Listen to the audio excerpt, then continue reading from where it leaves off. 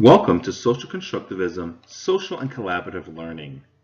The goal of this presentation is to give you an introduction to Lev Vygotsky, the creator of Social Constructivism, and to give you a basic understanding of some of the foundational ideas that form social constructivist learning, specifically in the areas of social and collaborative learning.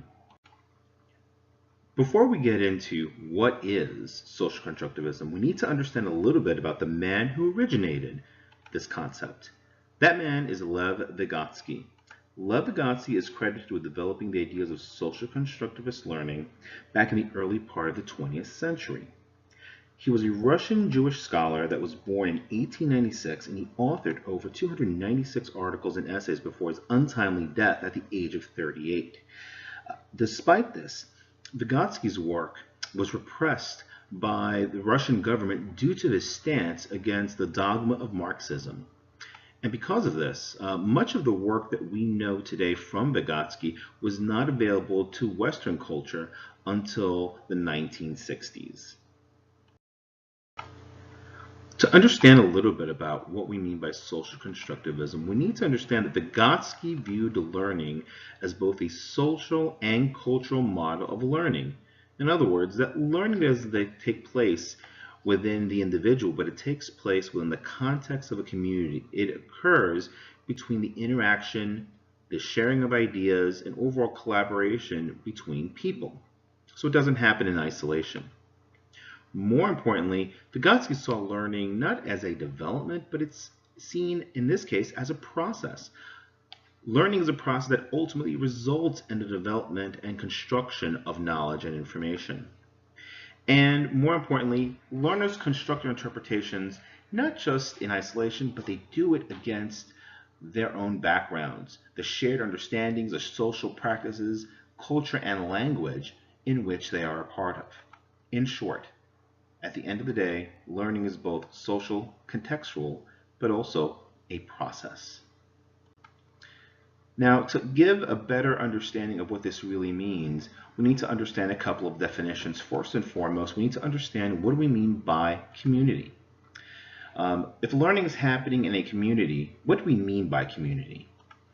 Well, when we look at some of the definitions that exist, when we look specifically at the Merriam-Webster dictionary, community is seen as a unified body of individuals. This can be a state or a commonwealth, a country, if you will, where people have common interests that live in a particular area. This definition can also be expanded to note, in many cases, that peaceful coexistence, mutual support, and interpersonal allegiance is formed as part of a community. But we know that's not necessarily the case. When you dive deeper into the definition of community, we begin to understand that, like in most situations, despite the fact that there are many who live in a community, they may not always agree on some of the ideas and concepts that exist. More importantly, they may not always have the same exact beliefs or even understanding. So this can lead to both tension and conflict. But despite this, a community can be seen as a variety of different things. It's not just where you come from, but it's even the people in which you are working with and in developing an understanding of a topic. Those people that you are constructing knowledge with are a community. So in essence, even a classroom could be seen as a community. In addition to understanding the concept of community, when we look at how a community functions in terms of learning, we have to also look at the concept of cooperative learning. When we look at cooperative learning, Vygotsky saw cooperative learning as both an integral part of creating a deeper understanding. Meaning, again, learning does not happen in isolation, but it happens when people work together, discuss, and construct new understanding and meaning based on their discussions, their activities, and their shared experiences. In essence, as part of cooperative learning, when students master completion of projects or activities in a group, the internalization of knowledge occurs for each individual at a different rate according to their own experiences. So this is where the concept of having people across a spectrum of knowledge, you have those who are novices, those who are the more knowledgeable others.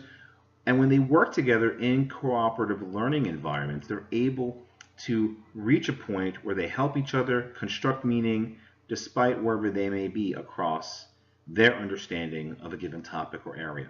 We'll talk more about that when we get to the zone of proximal development in the next part of the theme park.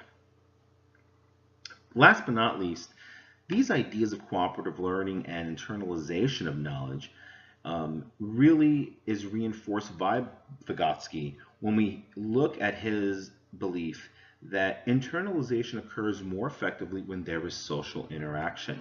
Again, it is in debating, in having conversation, and in working together in which we are able to begin the process of internalization and, more importantly, develop deeper meaning and deeper understanding. These concepts are critical to understand when it comes to understanding the basics of social constructivist learning.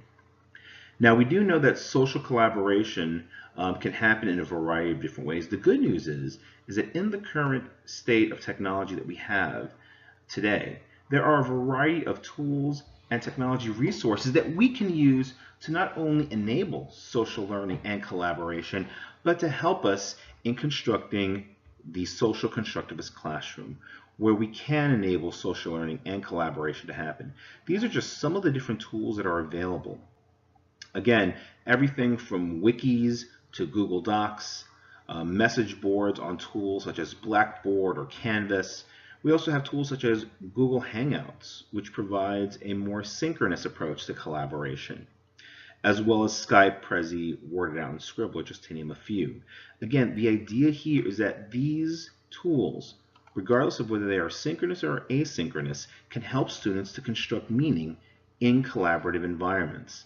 More importantly, these are tools that can help us and help students to share their ideas and explain why they agree or even disagree with others. Again, leading into that deeper conversation and internalization that can occur in collaborative learning environments.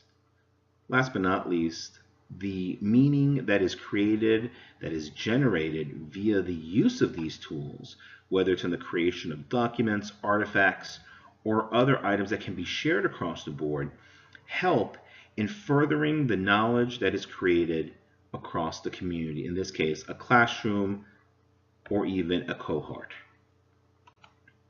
So in essence, these items give us the foundation of what Vygotsky was talking about when it comes to the beginnings of social constructivism. But there are many more aspects that we need to cover to go deeper into social constructivism. Take a look at the rest of the theme park to guide you through that process. And in the meantime, thank you for attending this presentation. Go on to the next part of the theme park and learn more about social constructivism.